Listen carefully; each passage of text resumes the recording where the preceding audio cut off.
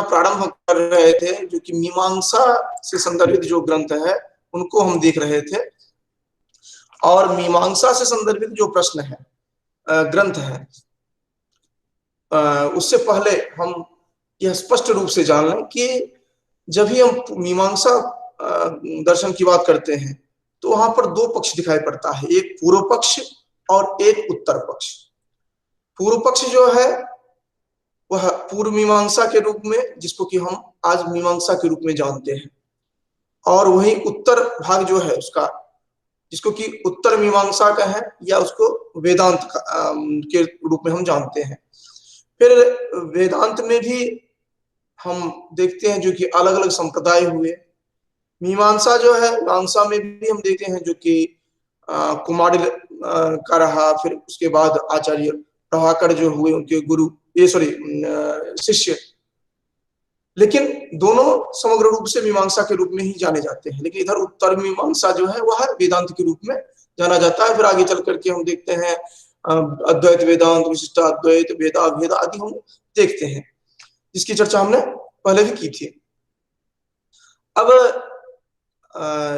यह इस ग्रंथ को जब हम देखते हैं, मीमांसा से संदर्भित जो ग्रंथ है, उसका क्या मूल उद्देश्य है, तो देखते हैं धर्मानुष्ठान के माध्यम से अभीष्ट फल की सिद्धि प्राप्त करना जो है, यह इसका मोटे तौर पर इसका हमें लक्ष्य के रूप में दिखाई पड़ता है। क्योंकि धर्मानुष्ठान के माध्यम से अभीष्ट फल की सिद्धि है, इस कारण से धर्म का लक्षण जो है वह अपेक्षित हो जाता है। क्योंकि धर्म के अनुष्ठान के माध्यम से ही आप अभीष्ट फल की सिद्धि करते हैं। इस दृष्टि से धर्म का लक्षण वहां पर अपेक्षित हो जाता है, क्योंकि जिस लक्ष्य की सिद्धि आप चाहते हैं उसका माध्यम जो होगा, उसका प्रयोजन जो होगा, इसी कारण से आप वहां पर भी जो चर्चा करते हैं प्रयोजनवत जो कहते हैं, तो वहां पर उन्हीं वाक्यों का प्रयोग हम करेंगे। आगे चल करके हम देखते हैं जो कि वहां पर कैसे हम पहुंचते हैं एक एक करके। तो धर्म का लक्षण, और यही कार्य करते हैं आचार्य जैमिनी अपने ग्रंथ जैमिनी सूत्र में। उस ग्रंथ जिस ग्रंथ में करते हैं उसका नाम जैमिनी सूत्र रखा गया है। मोटे तौर पर हम कह सकते हैं जो कि जितने भी मूलभूत ग्रंथ हैं दर्शन शास्त्र के, वह सूत्र रूप में आपको उपलब्ध होते हैं। जैसे कि आप देखते हैं सांख्य सूत्र, योग सूत्र, या फिर इधर अब आते हैं न्याय सूत्र। तो इस तरह करके आप जो ग्रंथ देखते हैं, इसी तरह यहाँ पर जैमिनी सूत्र मीमांसा दर्शन से संदर्भित ग्रंथ को देखते हैं। इसमें टोटल 12 अध्याय है और 1745 सूत्र है, ऐसा मिलता है भिन्न भिन्न ग्रंथों में। इसके बाद द्वादश लक्षणी क्यों कहा गया है, तो अलग अलग अध्यायों में क्या क्या विषय वस्तु है, इन सब की चर्चा हमने की थी। यहाँ पर हम चर्चा नहीं कर रहे हैं, क्योंकि ये आप स्वयं जब ग्रंथ पढ़ेंगे तो उसके पाठ कथन में आप देख सकते हैं, और यह हमारे विषय वस्तु के रूप में यहाँ पर नहीं है। इस कारण से हम इसकी चर्चा नहीं करते हैं। इसकी चर्चा सिर्फ हमने इसलिए किया है क्योंकि जब प्रारंभ में ही कहा जाता है जो कि द्वादश लक्षणी प्रणिनाय, तो आचार्य जैमिनी का की चर्चा की जाती है, और उसके साथ इनके साथ ही साथ कहा जाता है जो कि द्वादश लक्षणी प्रणिनाय, इस तरह करके इन्होंने चर्चा की है। तो इसीलिए यहाँ पर हम प्रयोग करते हैं ये, जो कि यहाँ पर देख रहे हैं ना, जो प्रयोग कर रहे हैं, अथ परम कारुणिको भगवान जैमिनी धर्म विवेकाय द्वादश लक्षणी प्रणीय तत्रादो धर्म जिज्ञासां सूत्रयामास अथातो धर्म जिज्ञासेति। तो यहाँ पर जो जैमिनी आचार्य जैमिनी की चर्चा की गई है और धर्म जिज्ञासा पद की चर्चा की गई है, द्वादश लक्षणी की चर्चा की है, इसी कारण से इधर जो हमने 12 अध्यायों की चर्चा जो हमने विस्तृत की है, उसका कारण यही है। ठीक है, इसको आप विस्तार पूर्वक देख लेंगे। द्वादश लक्षणी क्यों कहा जा रहा है, क्योंकि यहाँ पर 12 अध्याय में उन्होंने अपनी विषय वस्तु को प्रस्तुत किया है। अब आगे जो हम चर्चा करेंगे, इसमें 2 पद देखेंगे विशेष रूप से। एक परम कारुणिक भगवान जैमिनी, और धर्म अधर्म के विचार के लिए, विचार हेतु द्वादश लक्षणी।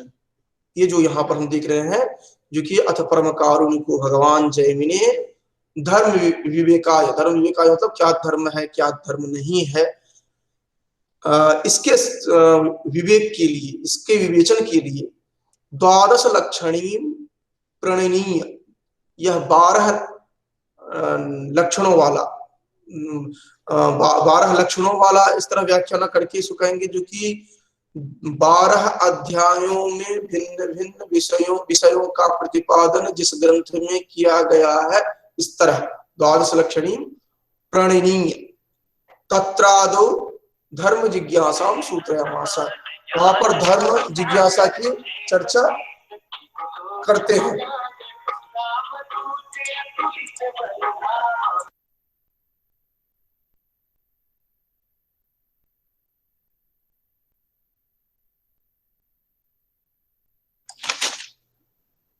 तो इस तरह वो चर्चा करते हैं।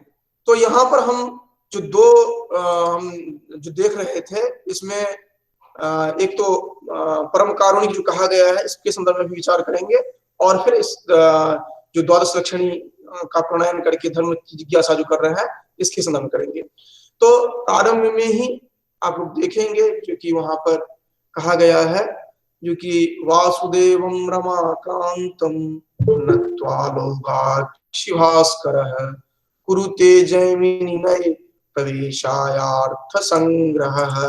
इस तरह ये चर्चा करते हैं, मंगलाचरण करते हैं, और उसके बाद विषय वस्तु का प्रतिपादन प्रारंभ करते हैं।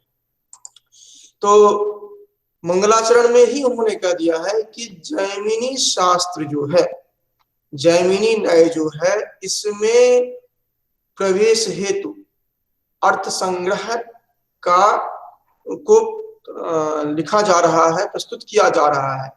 जैमिनी न्याय, जैमिनी न्याय का अर्थ होता है न्याय वाक्य।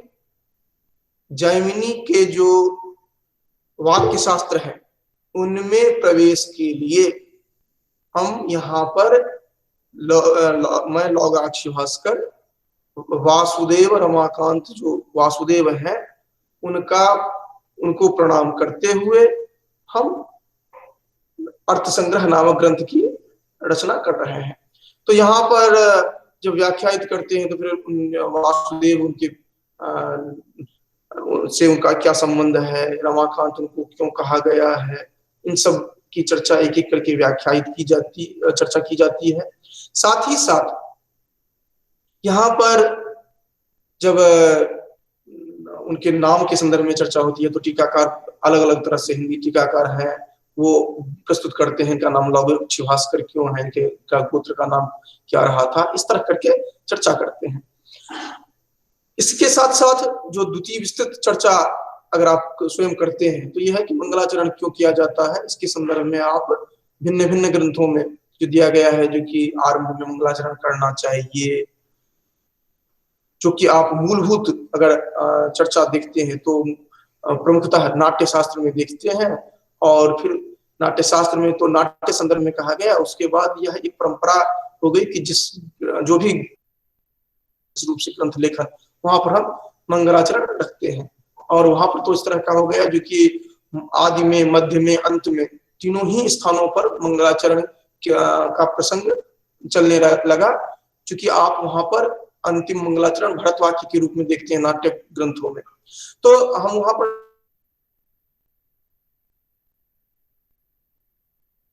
उसे मंगलाचरण हम करते हैं।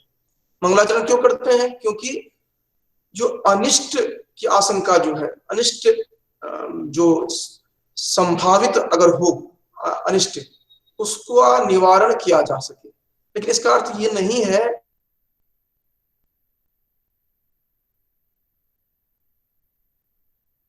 अनिष्ट नहीं होगा, ऐसा नहीं है। इसका उदाहरण है, और जहां पर नहीं किया जाएगा वहां पर अनिष्ट होगा ही, ये भी नहीं कह सकते हैं, क्योंकि बहुत सारे ग्रंथ ऐसे भी हैं जहां पर मंगलाचरण नहीं किया गया है, लेकिन वहां पर वह एकदम स्पष्ट रूप से बिना किसी बाधा के निर्बाध रूप से वह संपन्न हुआ, उसकी संपूर्ति हुई है। बहुत सारे ग्रंथ हैं जिनमें कि मंगलाचरण हुए हैं, लेकिन उसके बावजूद वह वहां पर समस्याएं आई है। सबसे महत्वपूर्ण उदाहरण काव्य प्रकाश ही है। जहां पर कि मंगलाचरण हुआ है, और देखते हैं परिकर अलंकार जाते जाते ग्रंथकार जो है कहा जाता है वही नहीं रहे। अब इससे बड़ा अनिष्ट क्या हो सकता है? तो आपका पक्ष रहेगा जो कि फिर हम मंगलाचरण करते ही क्यों है, जब ऐसा ही होना है, अपने आप ही निर्धारित है, तो ऐसा हम क्यों करते हैं? तो इसके लिए सीधा सा है, क्योंकि हम इसलिए करते हैं क्योंकि अगर कोई बड़ा अनिष्ट होने वाला हो तो वह छोटे में परिवर्तित हो जाए, और वह ये बड़ा अनिष्ट होने वाला हो वह छोटे में परिवर्तित हो जाए, और किसी तरह से ग्रंथ बच सके, या उसकी जो प्रसिद्धि है वह रह सके। वहां पर काव्य प्रकाश कार्य यद्यपि नहीं रहे, उनके परिकर अलंकार से अन्य व्यक्ति ने उसको संपूर्ण किया, उस ग्रंथ को संपूर्ण किया, फिर भी वह इतनी ख्याति प्राप्त की, वह कहा जा सकता है कि मंगलाचरण का प्रभाव रहा, या फिर ग्रंथ पूर्ति ही नहीं होती, इस तरह करके। तो अगर आगे हम चलते हैं, कहते हैं अथ परम कारुण को भगवान जैमिनि धर्म विवेकाय द्वादश लक्षणी प्रणीय तत्रादो धर्म जिज्ञासाम सूत्रयामास अथा तो धर्म जिज्ञासा इति। अब यहाँ पर परम कारुणिक क्यों कहा गया है? तो इसके संदर्भ में आप भिन्न भिन्न ग्रंथों में देखेंगे जो कि उन्होंने टीकाकारों ने चर्चा की है।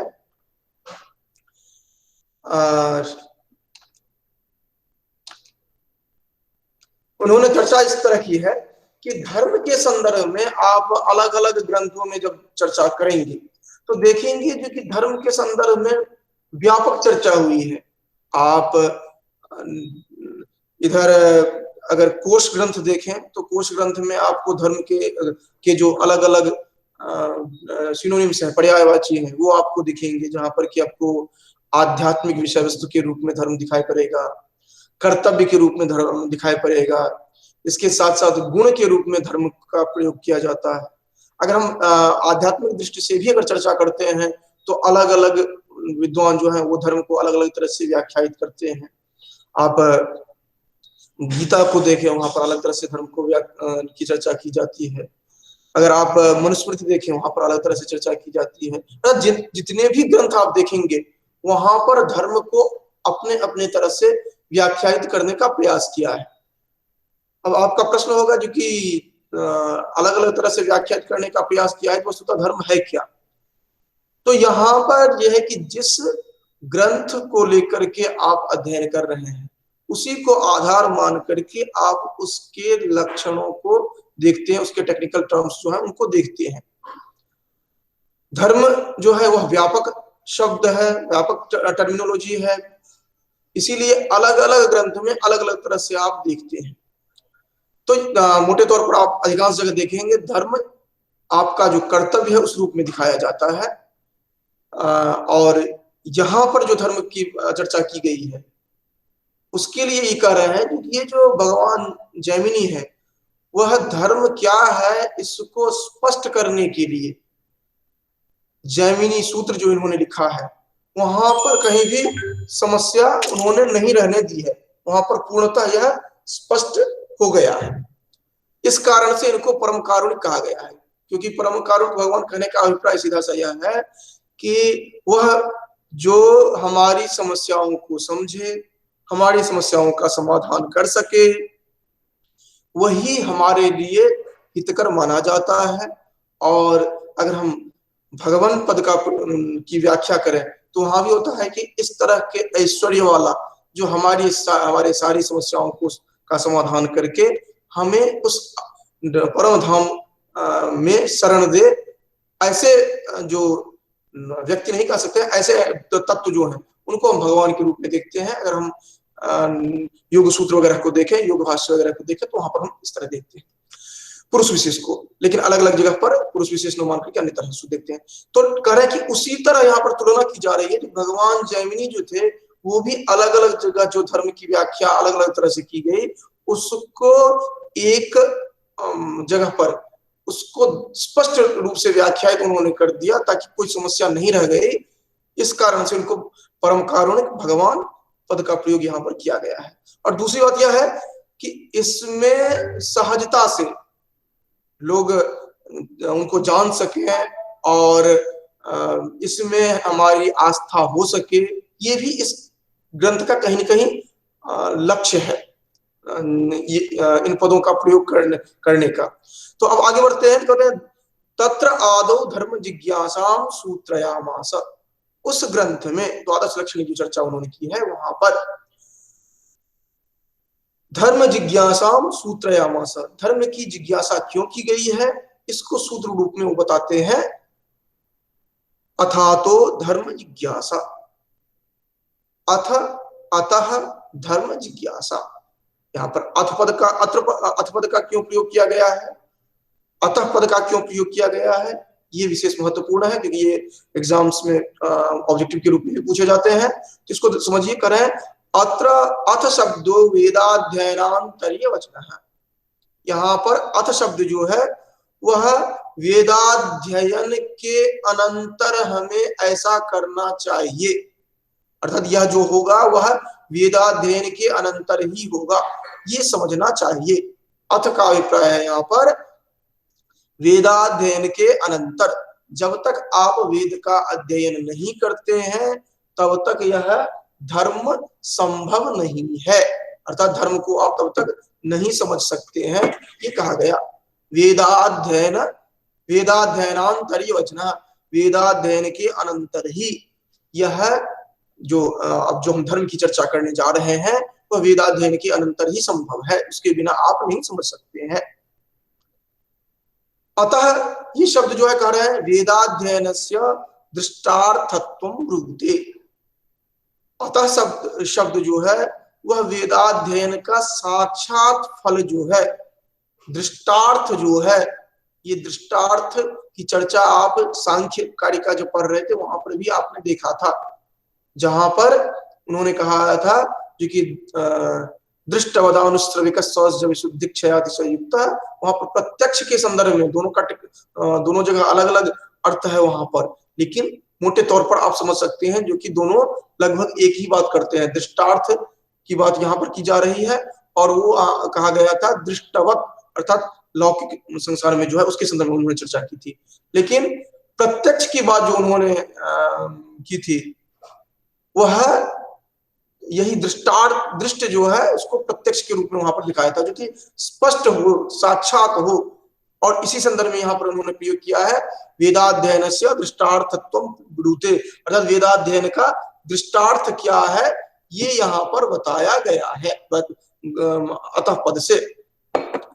इसके बाद हम देखते हैं जो कि अतः पद को हमने देख लिया, परम कारुणिक भगवान इस पद को हमने समझ लिया, अथ पद से क्या अभिप्राय है हमने समझ लिया, और द्वादश लक्षणी जो कहा गया था इसको हमने समझ लिया।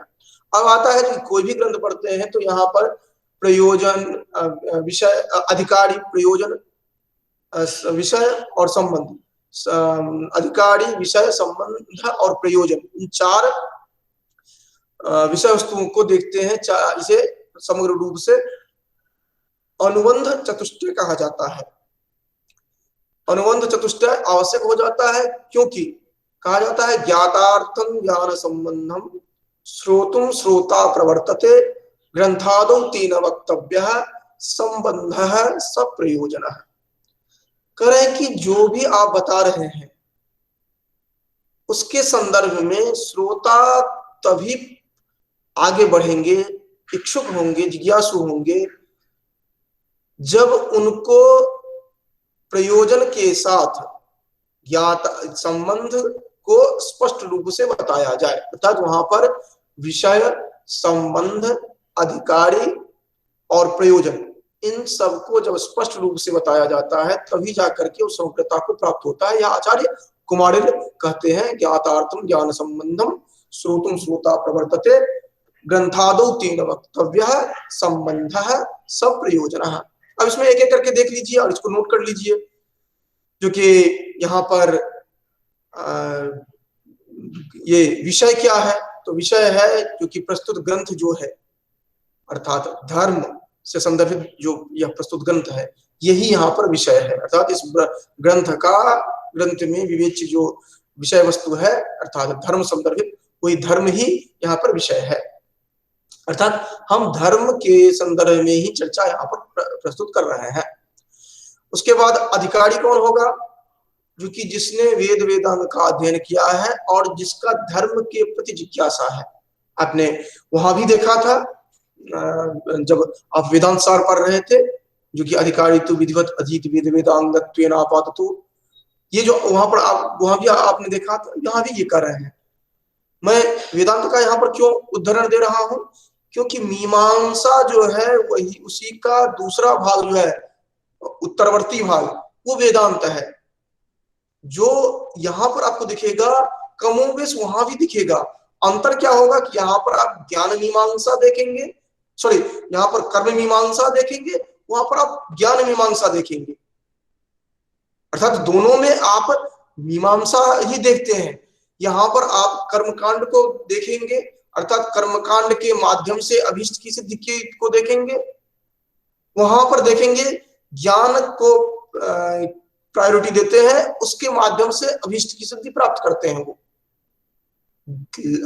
जैसे कि मैंने प्रारंभ में ही बताया था, जब हम चर्चा प्रारंभ किए थे, दर्शन शास्त्र का चाहे कोई भी प्रस्थान हो, सभी का लक्ष्य एक ही है और उसी लक्ष्य की प्राप्ति के लिए अलग अलग मार्ग बताते हैं। ये जितने भी ग्रंथ दार्शनिक प्रस्थान के प्रतिपादक हैं, वो सभी एक ही लक्ष्य है सभी का, जो कि को हम ये जो प्रश्न है और इसी से जो सुप्रीम रियलिटी की बात करते हैं, सर्वोच्च सत्ता की बात करते हैं, उसी को समझने के लिए चाहे आप जो भी भारतीय दर्शन देखें, सभी का कमोबेश लक्ष्य जो है एक ही है, केवल मार्ग जो है वो भिन्न भिन्न है। इसीलिए हमें जब भी कोई दर्शन पढ़ रहे हैं तो हम इस दृष्टि से देखें कि हम लक्ष्य एक है और रास्ता, उसके मार्ग उसके अलग अलग है। तो कहा गया है धर्मस्य तत्त्वं निहितं गुहायां महाजनो जीन गतः पंथा। अर्थात मूलतः लक्ष्य एक ही है, लेकिन अलग अलग जो हमारे आचार्य हैं जिस मार्ग से गए हैं, हम किसी एक मार्ग का अनुसरण कर ले तो हम लक्ष्य तक पहुंच जाएंगे। कहीं पर व्यतिक्रम नहीं है, कहीं पर वदतो व्याघात नहीं है। तो यहाँ पर वही कह रहे हैं, जो कि लेकिन जो मार्ग आप चयन करते हैं, उस मार्ग को स्पष्ट रूप से उसके जो सिद्धांत हैं, उनके जो तकनीकी शब्दावली है, उनको आप 100% उसका अनुगमन करें। कहा जाता है जो कि जिस रंग में रहे आप पक्के रंग में रहें। और इसीलिए आप देखते होंगे जो कि हमारे यहाँ दो तरह की परंपरा थी, एक थे जो कि सर्वतंत्र स्वतंत्र, और एक थे जो कि किसी विषय विशेष के एक्सपर्ट हुआ करते थे। अगर मीमांसा के आचार्य हैं तो वह अपने आप को मीमांसा के ही आचार्य कहते थे, जबकि वो अन्य ग्रंथों का भी अध्ययन करते थे, लेकिन वो कहते थे कि वो मीमांसा के ही एक्सपर्ट है। न्याय के होते तो न्याय के ही एक्सपर्ट होते थे। इसका अभिप्राय ये नहीं है कि जो मीमांसा जानते थे वो न्याय नहीं जानते थे, वो भी जानते थे, लेकिन दक्षता उनकी एक विषय में थी। लेकिन कुछ ऐसे आचार्य हुआ करते थे जो कि सभी विषयों में उसी तरह अपना पैठ रखते थे। जैसे कि आप देखते हैं माधवाचार्य जो है वह षोडश दर्शन देखेंगे, आपको लगेगा जो दर्शन पढ़ेंगे लगेगा कि जो उसी के आचार्य है। तो इस तरह की परंपरा हमारी रही है। लेकिन जब हम प्रवेश करते हैं किसी शास्त्र में, तो कुछ एसेंशियल जो क्वालिफिकेशन है वो होना जरूरी है। वही यहाँ पर बता रहे हैं अधिकारी। तो मीमांसा, पूर्व मीमांसा की बात करें या उत्तर मीमांसा की, वेद का ज्ञान जो है वह अनिवार्य रूप से आवश्यक है। केवल इसमें विशेष बात यह है कि यहाँ पर धर्म के प्रति इच्छुक हो, यह भी अधिकारी का एक लक्षण हो जाता है। इसके बाद प्रयोजन क्या होगा? प्रयोजन यहाँ पर है जो कि धर्म के अनुष्ठान से स्वर्ग की प्राप्ति। यहाँ पर स्वर्ग प्राप्ति ही अभीष्ट लक्ष्य के रूप में यहाँ पर माना गया है, क्योंकि हम यहाँ पर मानते हैं कि जब स्वर्ग की प्राप्ति हो जाती है तो हम उस परम धाम तक पहुंचने के लायक हो जाते हैं। हालांकि जब आप वेदांत में पहुंचेंगे अर्थात उत्तर मीमांसा में, तो वहां पर कहते हैं कि नहीं, यहाँ तो आप स्वर्ग की जो चर्चा कर रहे हैं वह एक अर्थात पूर्णतः अंतिम लक्ष्य हमारा नहीं होगा।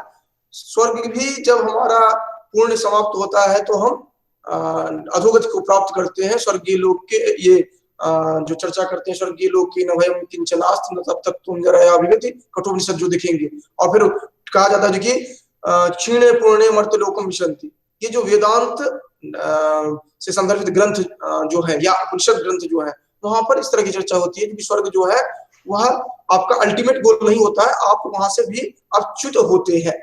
तो मीमांसा पूर्व मीमांसा जो है वह स्वर्ग की बात कर रहा है, उससे बाद उत्तर मीमांसा में जाएंगे तो वहां पर उससे भी आगे बढ़ेंगे, जो कि आप नचिकेता संवाद जो है उसमें आप व्यावहारिक धरातल पर इन दोनों को बाइफरकेट कर सकते हैं। क्या है उद्देश्य उत्तर मीमांसा का, केवल आत्म तत्व का बोध जो है वह रह जाता है वहां पर।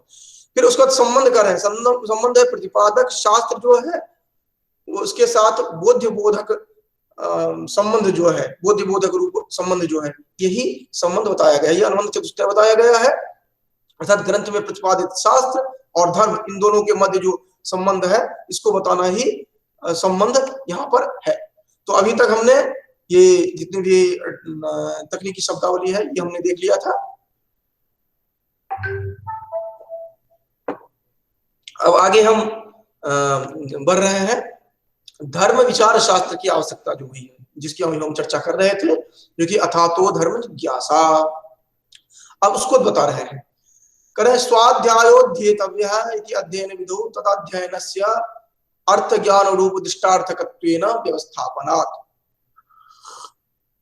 ये धर्म विचार शास्त्र की आवश्यकता क्यों हुई? तो करें स्वाध्यायोध्येतव्यः जो कहा गया है, यहाँ पर अध्ययन का अर्थ जो है वह ज्ञान रूप दृष्टार्थ जो है इस रूप में लिया गया है। अर्थात आपने जो पढ़ा है उसका साक्षात फल क्या है, इसकी बात अभी की जा रही है। मैंने पहले बताया ये मीमांसा जो है वह कर्म कांड परक है। कर्म कांड परक मतलब कर्म पक्ष को प्रस्तुत करता है और वहां पर कर्म की मीमांसा करता है, और उत्तर मीमांसा जो है वेदांत वह ज्ञान की मीमांसा करता है। तो इस कारण से यहाँ पर दृष्टार्थ जो है उसको महत्व दिया जा रहा है। कर्मकांड को महत्व के माध्यम से जो स्वर्ग की अभिष्ट की प्राप्ति जो है उसको महत्व दिया जा रहा है, जो कि साक्षात अर्थ जो है, साक्षात जो आपको दिखता है जो है उसकी चर्चा पहले की जा रही है, क्योंकि उसी के माध्यम से आप अभिष्ट जो स्वर्ग है उसकी प्राप्ति होती है। तथा च वेदाध्ययनानंतरम यतः अर्थ ज्ञान रूप दृष्टार्थकम तत् अध्ययनम अतो हेतोः धर्मस्य वेदार्थस्य जिज्ञासा कर्तव्यः इति शेषः कर्तव्य इति शेषः। करें वेदाध्ययन के अनंतर जो यह दृष्टार्थ अर्थात अर्थ ज्ञान रूप दृष्टार्थ जो है उसका अध्ययन होना चाहिए। अर्थात उसका अध्ययन किस तरह से देख रहे हैं, जो कि वेदाध्ययन का जो दृष्टार्थ है उसके संदर्भ में हमारी जिज्ञासा होनी चाहिए, अर्थात धर्म के संदर्भ में हमारी जिज्ञासा होनी चाहिए, वेदार्थ के संदर्भ में हमारी जिज्ञासा होना चाहिए, यह कहने का आशय है। स्वाध्यायोध्येतव्य जो कह रहे हैं या तो धर्म जिज्ञासा जो कह रहे हैं, इसके माध्यम से यह स्पष्ट होता है। जिज्ञासा पदस्य विचारे लक्षणा। अब कह रहे हैं जिज्ञासा पद यहाँ पर अविधा के रूप में आप नहीं समझ सकते हैं। जिज्ञासा पद का विचार के संदर्भ में समझ सकते हैं, अर्थात इसकी लक्षणा विचार के रूप में ले सकते हैं आप, अर्थात उसकी जिज्ञासा की जानी चाहिए। यह अविधा के रूप में न ग्रहण करके आप लक्षणा के रूप में ग्रहण करिए। और अविधा लक्षणा व्यंजना की चर्चा हम संक्षेप में पहले भी कर चुके हैं, और जब हम साहित्य की चर्चा करेंगे वहां पर करेंगे। तो उसका कह रहे हैं अतो धर्म विचार शास्त्रम इदम आरंभणीयम इति शास्त्रारंभ सूत्रार्थ है। तो शास्त्रारंभ जो था, शास्त्रारंभ सूत्रार्थ जो था, अर्थात अथा तो धर्म जिज्ञासा, इसका क्या अर्थ हुआ? अतः धर्म विचार शास्त्रम इदम आरंभणीयम इति, धर्म विचार शास्त्र जो है इसको प्रारंभ करना चाहिए, यह अथा तो धर्म जिज्ञासा का अर्थ हुआ। अब धर्म का लक्षण देखेंगे, जिसमें कि हम प्रयोजनवत क्यों कहा गया है, अर्थ क्यों कहा गया है, ये हम यहाँ पर कल चर्चा हुई थी, इस कारण हम विस्तार में नहीं जाएंगे, संक्षेप में हम इसको बता रहे हैं। अथ को धर्म किम तस्य लक्षणम इति चेत उच्यते यागादिरेव धर्मः। क्या धर्म है, इसका क्या लक्षण है, तो कहा जाता है यागादिरेव धर्मः, यज्ञादि जो है वही धर्म है। तल लक्षणम वेद प्रतिपाद्य प्रयोजन वदर्थो धर्मः। करें तल लक्षण, उसका लक्षण क्या बताया जा रहा है, वेद प्रतिपाद्य, वेद प्रतिपाद्य प्रयोजन वदर्थो धर्म इति। देखिए यहाँ पर जहां जहां आप देख रहे हैं, थोड़ा सा परिवर्तन देख रहे हैं, वो आप संधि समास आदि जो है उनका अध्ययन साथ में आप करते जाएंगे तो वहां पर आपको स्पष्ट होगा। जैसे यहाँ पर धर्म इति है, वह धर्म इति बना है, यागादि एव है, यागादि रे बना है। तो जब आप इन ग्रंथों को पढ़ते हैं तो हम तो यहाँ पर विषय वस्तु का प्रतिपादन कर रहे हैं, लेकिन साथ साथ अपने मन में आप इन विषय वस्तुओं को भी लाइए, क्योंकि यहाँ पर धर्म इति क्यों नहीं हुआ, धर्म तो धर्म है तो धर्म इति कैसे हो गया, तो यहाँ पर संधि हो सकती है। तो आप स्वयं जाइए, संधि को देखिए और कहाँ पर जाकर के इस तरह का होता है वो देखने का प्रयास करिए। तो क्या होगा कि एक साथ आपका उधर का भी तैयार होता जाएगा अपने आप, क्योंकि जब हम संधि भी पढ़ेंगे उस समय में भी इसी तरह का उदाहरण हम देखेंगे, तो ये देखते जाएंगे तो एडिशनल में आपका तैयार होता जाएगा अनायास। तो ये भी आप ध्यान में रखेंगे। तो कह रहे तल लक्षणम वेद प्रतिपाद्य है, उसका लक्षण क्या है कि वेद प्रतिपादित होना चाहिए, अर्थात और प्रयोजनवत अर्थ है, वह प्रयोजनवत होना चाहिए। प्रयोजनवत का अभिप्राय क्या हुआ, वह प्रयोजन नहीं होगा, वह प्रयोजन वाला होगा। कि प्रयोजनवान, ये वो तो प्रत्यय यहाँ पर देख रहे हैं, प्रयोजनवान, प्रयोजनवती, प्रयोजनवत, लेकिन यह नपुंसक लिंग में नहीं है, क्योंकि ये प्रश्न उठेगा। आगे तो कहा गया है धर्म, तो प्रयोजनवत कैसे कह दिए, तो यहाँ पर समस्त पद है, इस कारण से प्रयोजनवत कहते हैं। जैसे तस्य पुत्र तत्पुत्र है, इस तरह यहाँ पर देखते हैं हम। तो जब इंटरव्यू आदमी प्रश्न पूछा जाएगा तो इस तरह पूछा जा सकता है, जो कि प्रयोजनवत यहाँ पर क्यों कह दिया गया है, ये तो पुल्लिंग है, यहाँ तो प्रयोजनवान होना चाहिए। तो प्रयोजनवतः अर्थ, ये प्रयोजनवतः अर्थ जो है उसको दोनों को एक मिला करके प्रयोजनवद अर्थो किया गया है। फिर अर्थ जो है, फिर संधि यहाँ पर है, प्रयोजनवद अर्थो धर्म, ये प्रयोजनवत जो है नपुंसक लिंग नहीं है, यहाँ पर समस्त पद है, इस कारण से प्रयोजनवत आप देख रहे हैं, ठीक ना। तो प्रयोजनवान है यह धर्म, ये बात कही गई। तल लक्षणम प्रयोजनवत, अगर आप इसको अन्वित करेंगे इसके साथ, लक्षण के साथ, जब वहां पर कहा जाता है प्रयोजनवत अलग तरह से चर्चा की जाती है, तो उसका अन्वय किया जाएगा फिर तल लक्षणम से। तो अब देखिए, अगर आप समस्त पद यहाँ पर बोल रहे हैं, धर्म के साथ अन्वित कर रहे हैं, प्रयोजनवान इसके माध्यम से ये समस्त बना है। अगर आप एक एक करके बता रहे हैं प्रयोजनवत, जैसे कि यहाँ पर हमने अलग से बताया था प्रयोजनवत, तो यहाँ पर हम लक्षण के साथ इसका अन्वय घटित किए थे, तो प्रयोजनवत वो भी सही है। यहाँ पर जो बताया गया है प्रयोजनवत अर्थो धर्म, समस्त पद होकर के जो बताया गया है ये भी सही है। अंतर दोनों में क्या है कि अगर आप लक्षण के साथ अन्वित करेंगे तो आप बताएंगे प्रयोजनवत ये कहा गया है, धर्म के साथ अन्वित करेंगे तो कहा जाएगा प्रयोजनवान ये करेंगे आप। लेकिन आप जानते रहेंगे जो कि टर्म क्या है, प्रयोजन है, वह तो प्रत्यय है, अगर पुल्लिंग के साथ अन्वय करेंगे तो प्रयोजनवान, नपुंसक लिंग के साथ करते हैं तो प्रयोजनवत। तो कह रहा है कि ये प्रयोजनवत ऐसा क्यों कहा गया है, प्रयोजने अतिव्याप्ति वारणाय प्रयोजनवत, ऐसा ना हो कि आप प्रयोजन ही इसको समझ लें, यह जो कहा जा रहा है इसको आप धर्म ही प्रयोजन है वेद का, ये ना समझ लें। इसलिए इसको कहा गया प्रयोजनवान होना चाहिए। अगर प्रयोजन ही मत समझ लेंगे तो प्रयोजन तो इधर भोजन आदि जो है वो भी प्रयोजन, इसमें भी अतिव्याप्ति हो जाएगी। और जैसा कि कल चर्चा किया गया था, क्योंकि भोजनादो अतिव्याप्ति वारणाय वेद प्रतिपाद्य है, तो अभिप्राय ये है जो कि अतिव्याप्ति, अव्याप्ति और असंभव, इन दोषों से मुक्त होना चाहिए लक्षण। इसीलिए ये दिखा रहे हैं कि भोजन आदि में अतिव्याप्ति न हो जाए, इस कारण से वेद प्रतिपाद्य कहा गया है। ठीक, तो प्रयोजनवत कहा गया है, प्रयोजन में अतिव्याप्ति न हो, भोजन आदि में न हो, इसलिए वेद प्रतिपाद्य कहा गया है। और शेन आदि जो है वह अनर्थ फलकत्वात् अनर्थभूते शेनादौ अतिव्याप्ति वारणाय अर्थ इति। अब एक प्रश्न उठता है यहाँ पर, शेन आदि जो है वह भी तो वेद में ही प्रतिपादित की गई है, तो उसकी चर्चा क्यों की गई है? अगर वह अनर्थ फलदायक ही है तो क्यों की गई है? तो यह है कि वह प्रसंग विशेष में जिसकी चर्चा की जा रही है उसको सामान्य रूप से नहीं आप चर्चा कर सकते हैं। ये आप वहां पढ़ते हैं इस तरह की बात, जब आप तर्कशास्त्र पढ़ते हैं वहां पर पढ़ते हैं, जो कि वहां पर तर्क दोष कुछ बताए गए हैं, तर्क दोष बताए गए हैं, जिसमें कि आप अलग अलग तरह के तर्क दोषों को देखेंगे, जो कि इस तरह की चर्चा आप करते हैं, इस तरह का अगर तर्क आप प्रस्तुत करते हैं तो यह तर्क दोष होगा, जिसमें कि छल प्रश्न आदि बहुत सारे प्रश्न तर्क दोष आते हैं।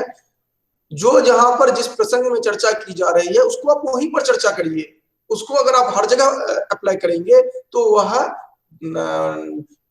जो उसका वास्तविक अर्थ है वह नहीं देगा। तो यही यहाँ पर कह रहे हैं कि सेना आदि की चर्चा किसी प्रसंग विशेष में की गई है, उसको आप यहाँ पर जो चर्चा हो रही है अर्थात सामान्य जो चर्चा होगी उसमें अगर आप लेकर आ जाएंगे तो वह अनर्थ फलभूत होगा, अर्थात अनर्थ फल को देने वाला होगा सेनादि। तो कह रहे हैं जो कि अनर्थ फलकत्वात् अनर्थ भूते सेनादो अतिव्याप्ति वारणाय अर्थ। तो यहाँ पर सेनादि का अभिप्राय ये नहीं है कि सेनादि बिल्कुल ही अवांछित है, उसको रखे ही नहीं तो फिर उसकी चर्चा ही नहीं होती, तो वह अपने प्रसंग में वह भले ही उपयुक्त हो, लेकिन यहाँ पर जो है सामान्य अर्थ सामान्य संदर्भ में वह सेनादि जो है वह अनर्थ कारणभूत है, इसी कारण से उसमें अतिव्याप्ति न हो जाए, इसीलिए यहाँ पर अर्था पद दिया गया है। कुल मिलाकर के 3 पद का प्रयोग करते हैं, वेद प्रतिपाद्य है, वेद प्रतिपाद्य कर रहे हैं जो कि भोजन आदि में अतिव्याप्ति न हो जाए, इसलिए वेद प्रतिपाद्य कहा गया है।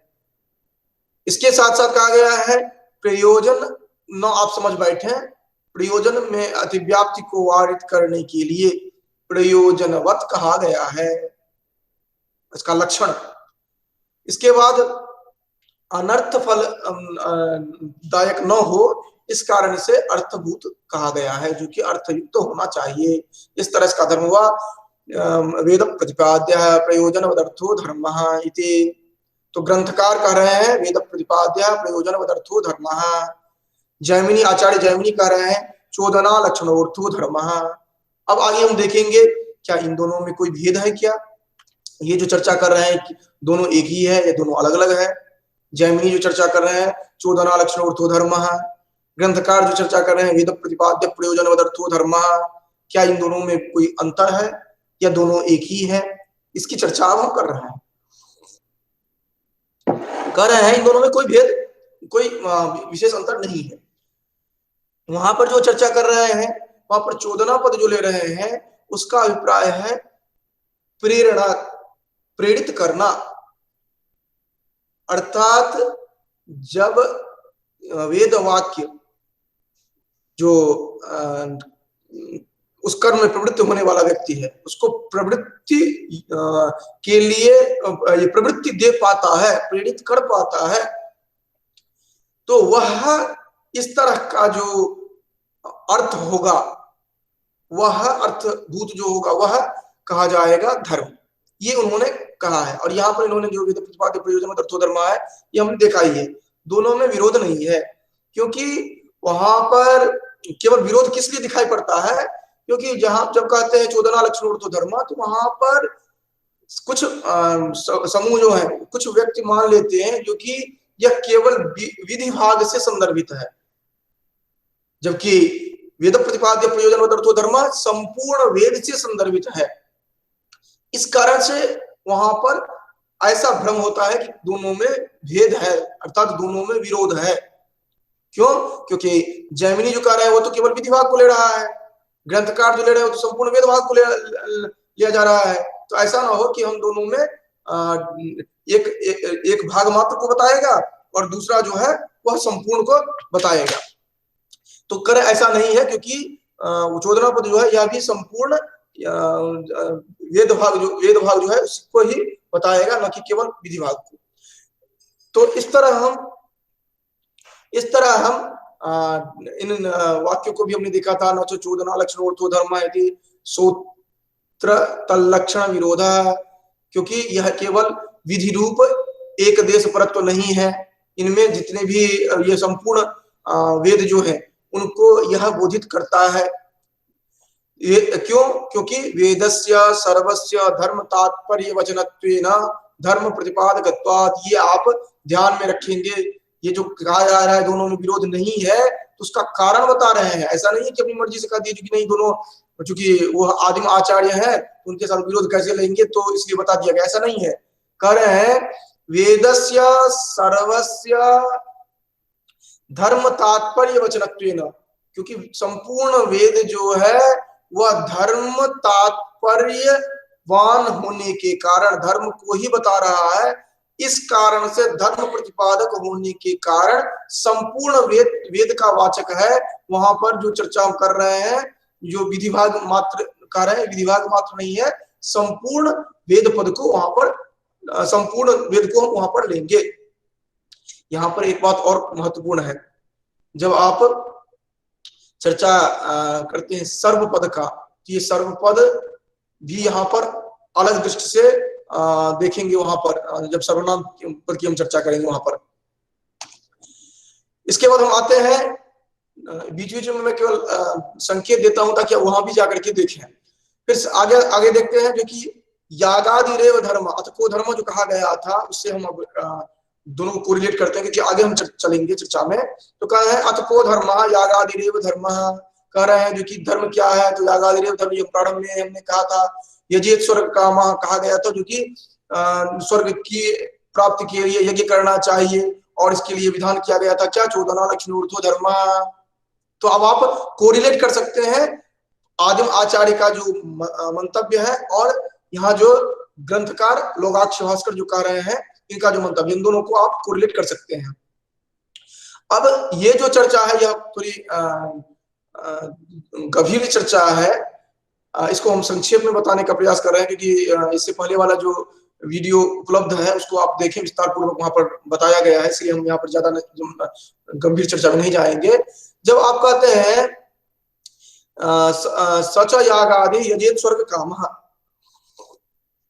ये यजेत स्वर्ग काम, इसके माध्यम से जो आप यज्ञ का विधान करते हैं, यहाँ पर यजेत पद जो है अर्थात यजेत स्वर्ग काम, इस तरह के वाक्य स्वर्ग का उद्देश्य करके पुरुष के प्रति विधान किया जाता है, जो कि कहा जाता है जो कि अगर आप स्वर्ग चाहते हैं तो आप यज्ञ करिए।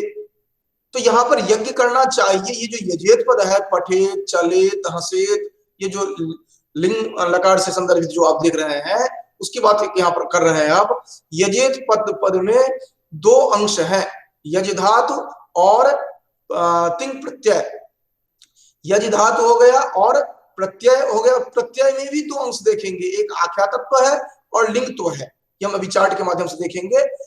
आख्या तत्व अंश जो है वह 10 लकारों से संबद्ध होता है, और उसके बाद जो लिंगत्व अंश जो है वो केवल लिंग मात्र से अन्वित होता है। जैसे देखिए यजेत को दो भागों में इन्होंने बांट कर देखा, यज धातु और तप प्रत्यय। तप प्रत्यय जो है वहां पर तिंग जो कह रहे हैं, यजेत का तो जो है उसकी बात कर रहे हैं यहाँ पर। तो आख्या तत्व और लिंगत्व, आख्या तत्व जो है वो 10 लकारों में आप देखेंगे, लट लिट लुट लिट लेट लोट लंग लिंग लुंग लिंग, इन सभी में देखेंगे। लेकिन लिंगत्व जो होगा वो सिर्फ लिंग लकार में ही होगा। इसके बाद ये यजेत स्वर्ग काम जो है इसको इस तरह से व्याख्यायित इन्होंने किया। इसके बाद फिर कहते हैं जो कि ये आख्या तत्व अंश और लिंगत्व अंश, यही दो जो है इनको हम भावना के रूप में देखेंगे। इसी दोनों को भावना के रूप में चर्चा करेंगे। अगली क्लास जो होगी उनमें भी चर्चा किया जाएगा, और पहले भी चर्चा की जा चुकी है ये संपूर्ण। अब भावना दो प्रकार से हम देखेंगे, शाब्दी भावना और आर्थी भावना। ये भावना जो है यह दोनों कह रहे उभाभ्याम अपि अंशाभ्याम भावना एव उच्यते। उभाभ्याम अपि अंशाभ्याम कौन कौन हुआ? उभाभ्याम आख्यातत्व और लिंगत्व, इसकी बात कर रहे हैं, ठीक ना। उभाभ्याम अपि अंशाभ्याम भावना भावनैव उच्यते। अब भावना क्या है? भावना नाम भवितुर भवनानुकूलो भावयितुर व्यापार विशेषः साद्विधा शाब्दी भावना आर्थी भावना च। अब ये जो कहा गया है भावना नाम भवितुर भवनानुकूलो भावयितुर व्यापार विशेषः, इसके लिए जरूरी है कि हम इस चार्ट को देखें पहले। करें जो कि उदाहरण आप एक ले लीजिए, देवदत्तः ओदनम पचति। तो पहले यहाँ पर भविता क्या है? भविता है उत्पद्यमान जो है,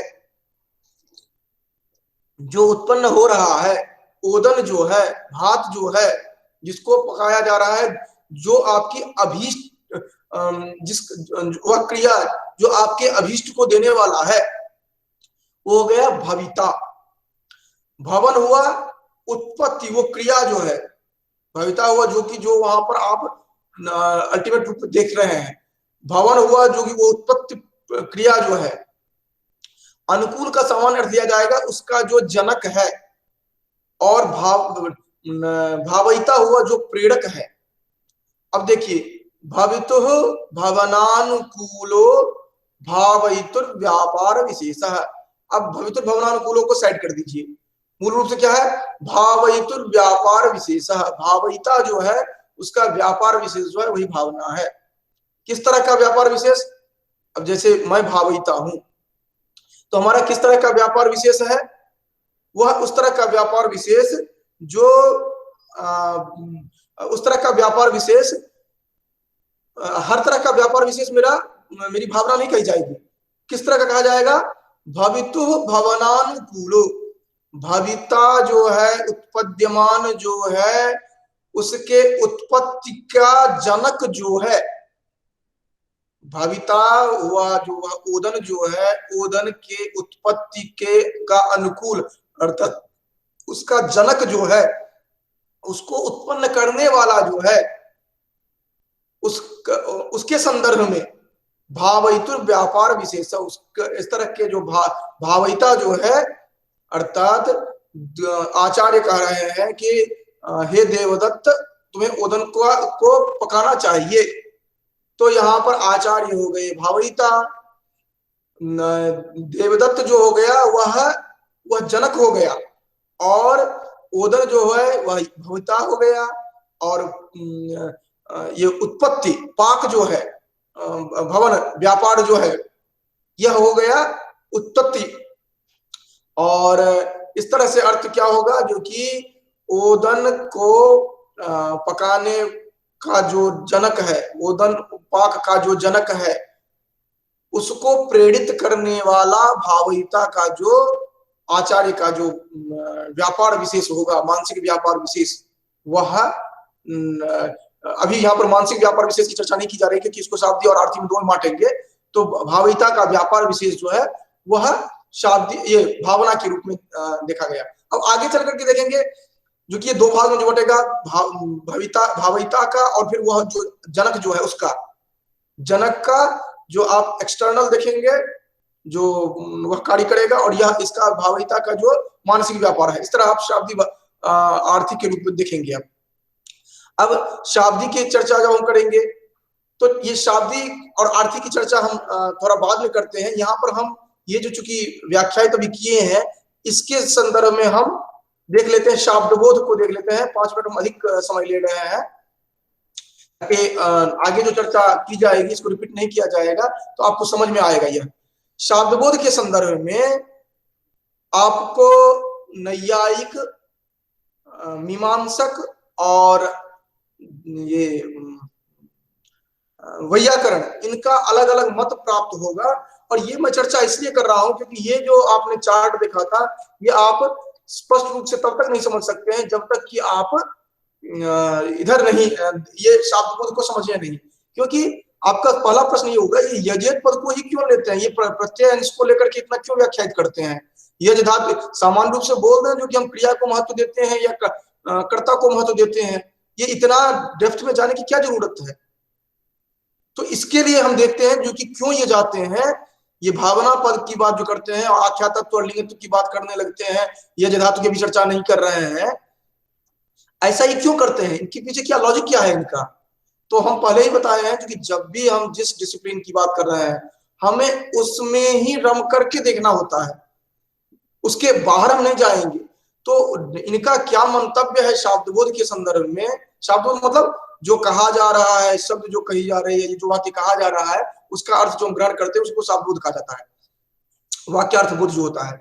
अब यही बात यहाँ पर कर रहे हैं कि इसके पीछे क्या कारण है, तो वो यहाँ पर बता रहे हैं। क्योंकि देखिए नैयायिक जो होंगे वो क्या मानते हैं कि कोई वाक्य कहा जाएगा उसमें कर्ता जो है वो प्रधान होगा। नैयायिक किस तरह मानेंगे, क्या मानेंगे कि कर्ता जो है उसको प्रधान मानेंगे, उसको विशेष मान लेंगे, और अन्य जितने भी हैं उनको विशेषण मान लेंगे। अर्थात देवदत्त तंडुलम पचति अगर कहा गया तो देवदत्त को विशेष मान लेंगे और अन्य सभी को विशेषण मान लेंगे।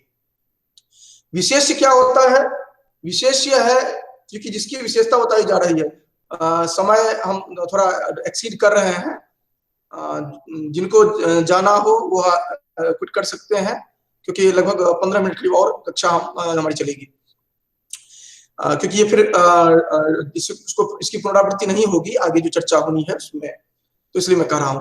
तो वहां पर देवदत्ता तंडुलम पचति, ये जो यहाँ पर वह बताते हैं देवदत्ता तंडुलम पचति, यहाँ पर कह रहे हैं क्योंकि जो करता है उसको हम मुख्य मानते हैं। ये नैयायिक का मत है, अभी मीमांसा की बात नहीं हो रही है, अर्थ संग्रह की बात नहीं हो रही है, अन्य किसी की बात नहीं हो रही है।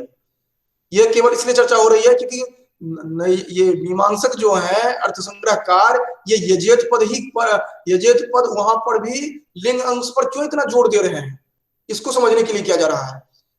जो नैयायिक कहते हैं कि जब हम कहते हैं देवदत्ता तंडुलम पचते, वहां पर हम कर्ता जो है इनको प्रायोरिटी देते हैं और अन्य जो भी वाक्य में है, अर्थात सब्जेक्ट प्रेडिकेट हम कहते हैं ना, तो सब्जेक्ट को हम विशेष मान लेते हैं और वाक्य को विशेषण मान लेते हैं, और कर्ता के अनुसार ही सब कुछ चलेगा वहां पर।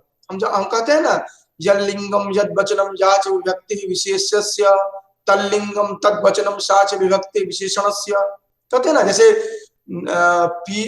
नीली साड़ी वाली महिला, या हम कहते हैं जो कि नीलम अंबरम, इस तरह अगर हम करते हैं, या कहते हैं हम जो कि लंबम उदरम जस्य, तो लंबम उदरम कहते हैं ना, जो कि उदर है लंबा जिसका या बड़ा जिसका, तो हम कहते हैं कि एक विशेष लेते हैं दूसरा विशेषण लेते हैं। वो तो बहुब्रीहि समास का उदाहरण हम दे रहे थे, लेकिन नीलम कमलम जो है कर्मधारय का समास का उदाहरण दे रहे हैं, वहां पर हम विशेष विशेषण भाव देखते हैं, इसलिए मैंने वहां का उदाहरण दिया है।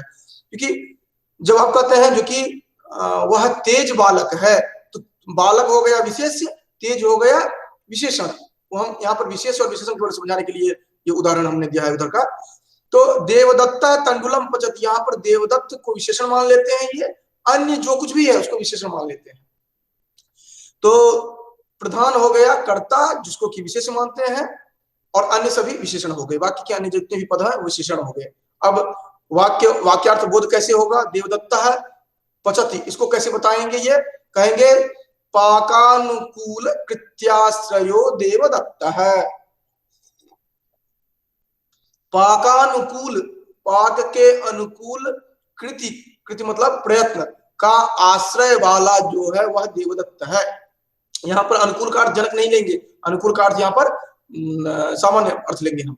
पाकानुकूल कृत्याश्रयो देवदत्त है, कृति आश्रयो यण संधि है, पाक के अनुकूल कृति वाला, प्रयत्न वाला, कृति प्रयत्न, प्रयत्न वाला, प्रयत्न का आश्रय जो है वह देवदत्त है, इस तरह का शब्दबोध होगा। अगर कर्म के साथ अगर कहा जा रहा है देवदत्त तंडुलम पचति, तो कहेंगे तंडुल कर्मक पाकानुकूल कृत्याश्रयो देवदत्त, तंडुल कर्मक पाकानुकूल कृत्याश्रय देवदत्त, अगर संधि हटा दें तो इस तरह हम करेंगे पाकान तंडुल कर्मक पाकानुकूल कृत्याश्रयो देवदत्त, तंडुल कर्म युक्त पाक के अनुकूल प्रयत्न का आश्रय वाला देवदत्त है। इस तरह का वाक्यार्थ बोध होगा नैयायिकों का। अब ये कह देंगे नहीं नहीं, ये आप जो कह रहे हैं ये एक्सेप्टेबल नहीं है, इसको स्वीकार नहीं किया जा सकता है क्योंकि यह व्याकरण के नियम का उल्लंघन करता है। कह रहे देवदत्त प्रथमांत का क्रियापद के साथ अन्वय होना चाहिए और आप पहले ही उसको ही विशेषण मान लेते हैं, उसके बाद आप सबको विशेष मान ले रहे हैं। इस तरह का नहीं चलता है, इस तरह नहीं होगा। ये मीमांसक खंडन करते हैं नैयायिकों का कि यह व्याकरण के नियमों के अनुरूप नहीं है, इस कारण से हम नहीं मानेंगे। हालांकि मैंने इसको एक स्लाइड में एक लाइन में बताने का प्रयास किया है, जबकि इस पर कई ग्रंथ लिखे गए हैं, एक दो लाइन एक दो पैराग्राफ नहीं। ये जो डिबेट अभी मैं बता रहा हूं इस पर कई ग्रंथ लिखे गए हैं। तो यहाँ पर कह रहे हैं कि ये नहीं एक्सेप्ट करते हैं, तो नहीं एक्सेप्ट करते हैं तो व्याकरण का नियम बताना पड़ेगा, तभी तो समझ में आएगा जो कि व्याकरण का नियम नहीं एक्सेप्ट कर रहे हैं। तो कह रहे हैं कि व्याकरण क्या कहते हैं, व्याकरण कह रहे हैं जो कि प्रधान धात्वर्थ को ले रहे हैं, धातु का जो अर्थ है उसको ले रहे हैं। जैसे देवदत्त पचति, तो यहाँ पर पचति जो है इसको महत्वपूर्ण स्थान देंगे वो। तो कह रहे हैं जो कि देवदत्त पचति जो है, पचति का को महत्वपूर्ण स्थान देंगे। देवदत्त निष्ठा पाक, पाक क्रिया जो है उसको महत्वपूर्ण स्थान देंगे, पाक क्रिया जो है उसको महत्वपूर्ण स्थान देंगे। एक मिनट,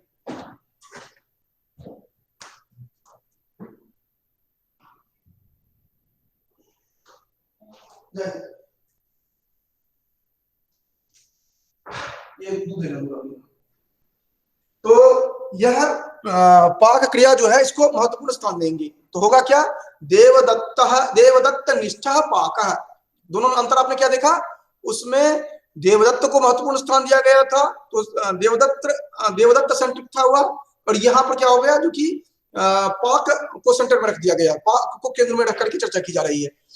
और अगर कर्म के साथ अगर बात करें तो कहा जाता है देवदत्त तंडुलम पचते, तो यहाँ पर क्या हो जाएगा, देवदत्त निष्ठा तंडुल कर्म का पाक, और वहां पर क्या था जो कि तंडुल कर्म का पाकानुकूल कृत्याश्रयो देवदत्त ये था। तो यहाँ पर क्या अंतर हो गया, जो यहाँ पर पाक क्रिया जो है इसको महत्वपूर्ण स्थान दिया गया। अब इनका क्या है, ये लगभग वैयाकरण जैसे ही बात करते हैं, लेकिन वैयाकरण में दो पार्ट आप देखते हैं। एक तो जिस धातु का आप प्रयोग कर रहे हैं वर्बल रूट का, वो यूज किया जाता है, वो प्रयोग किया जाता है, और साथ साथ आप तिंग प्रत्यय का प्रयोग करते हैं, जो कि जैसे पठत कहते हैं तो आप प्रयोग करते हैं ना, तीता अंत शीतस्थ, या अगर मूल रूप में उसको देखें तो तिप्तस तो आताम झ था साथाम थम पीड़ वहीं वहीं, ये जो प्रयोग करते हैं ये बताने के लिए यहाँ पर क्या गया है, जो कि वहां भी जब आप वैयाकरण जो प्रयोग करते हैं पठेत चलेत हसेत, वहां भी दो पार्ट है, तो दूसरा पार्ट जो है उससे प्रेरणा की बात आ रही है, तो इसीलिए हम प्रत्ययार्थ लेंगे, हमें धातु से मतलब नहीं है, धातु तो जो भी कहा जाएगा वो करना ही करना है, वो तो महत्वपूर्ण है ही, लेकिन हम फोकस किस पर कर रहे हैं, केंद्रित किस पर हो रहे हैं, प्रत्ययार्थ जो है इस पर। तो प्रधान हो जाएगा प्रत्ययार्थ, फिर किस तरह कहेंगे देवदत्त ओदनम पचति, तो हो जाएगा देवदत्त पाकेन ओदनम करोति, करोति जो ये क्रियापद जो है अर्थात क्रिया में प्रत्ययार्थ जो है उसको यह महत्वपूर्ण स्थान देंगे। इस कारण से ये जो सार संक्षेप में हम इस तरह देख सकते हैं, जो नैयायिकों का जो मत है वो हो गया कर्तृमुख्य विशेष्यक, कर्ता को मुख्य बना करके जो चर्चा करते हैं, कर्तृमुख्य विशेष्यक। वैयाकरणों का हो गया मंतव्य धात्वर्थ मुख्य विशेष्यक, सभी में मुख्य विशेष्यक जुड़ा हुआ है, ठीक ना, अर्थ मुख्य विशेष्यक जो है वो जुड़ा हुआ है। उसके बाद मीमांसक हो गए प्रत्ययार्थ मुख्य विशेष्यक। नैयायिक जो शाब्दबोध करते हैं उसमें उन्होंने कर्ता को महत्वपूर्ण स्थान दिया है, इसीलिए कर्तृ मुख्य विशेषक। वैयाकरण जो है धात्वर्थ को प्रधान स्थान देते हैं, इसीलिए धात्वर्थ मुख्य विशेषक। मीमांसक प्रत्ययार्थ को मुख्य स्थान देते हैं, तो प्रत्ययार्थ मुख्य विशेषक अर्थात उसको विशेष्य बनाते हैं। किसको? प्रत्ययार्थ को। इसीलिए प्रत्ययार्थ मुख्य बनाते हैं, इसीलिए मुख्य पद यहां पर दिया गया है। प्रत्ययार्थ मुख्य विशेष्य की वैसे ही याद रहेगा, केवल याद क्या रखना है कि नैयायिक कर्ता को, वैयाकरण धात्वर्थ को, मीमांसक प्रत्ययार्थ को। इसी कारण से ये प्रत्यय पद जो है इस पर ये ज्यादा जोर देते हैं। और आख्यातत्व तो अंश जो है वह आर्थी भावना को इंडिकेट करेगा, और ये लिंगत्व अंश जो है यह शाब्दी भावना को द्योतित करेगा। यही चीज हम आगे शाब्दी भावना और आर्थी भावना में आगे की कक्षाओं में हम निरंतर देखेंगे।